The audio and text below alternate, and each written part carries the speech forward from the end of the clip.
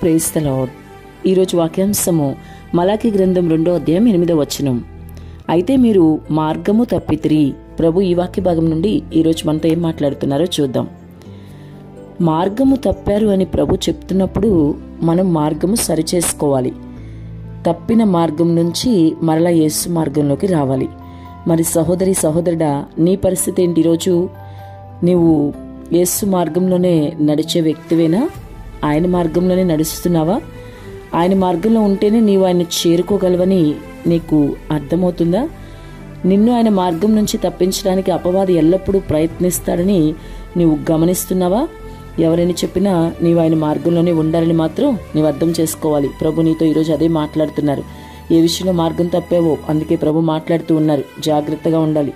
నిన్ను యేసు మార్గం నుంచి పక్కకు తప్పించాలని అపవాది ఎప్పుడు కాచుకుని కూర్చుంటాడు. అంతేకాదు, ప్రస్తుత సంఘమును యేసు మార్గం నుంచి పక్కకు తప్పించుటకు అనేక రకాల దుర్బోధకులు కూడా ఈ లోకంలో బయలుదేరి ఉన్నారు. నీవైతే బహు జాగ్రత్త కలిగి నీ ఆత్మీయ జీవితంలో ముందుకు వెళ్ళాలి. లేదంటే సులువుగా అపవాది ఉచ్చులో పడిపోతావు. స్వయంగా ప్రభువే యోహాను సువార్త 14వ అధ్యాయంలో నేనే మార్గం అని చెప్తున్నారు కదా. కాబట్టి ఆయన మార్గంలో నువ్వు నడిస్తేనే నీ జీవితం బాగుంటుంది. ఆయన మార్గంలో నడిచినప్పుడే నిత్య నరకాగ్ని నుంచి నువ్వు తప్పించుకోగలుగుతావు. ఆయన మార్గంలో నువ్వు వెళ్ళినప్పుడే పరలోకం అనే గొప్ప బహుమానం నీ కోసం రెడీగా ఉంది. ఆయన మార్గంలో నువ్వు వెళ్ళినప్పుడే మరి యేసుని నువ్వు చేరుకోగలుగుతావు. అపవాది తంత్రములు ఎరిగిన వారవై మనందరము కూడా ఉండాలని దేవుడి వాక్యం ఈరోజు సెలవిస్తూ ఉంది.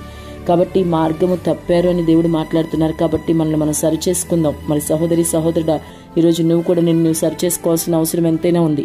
నువ్వు దేవుని మార్గంలో నడిస్తే నీ జీవితంలో చెడంతా కూడా పోయి మంచి వస్తుంది.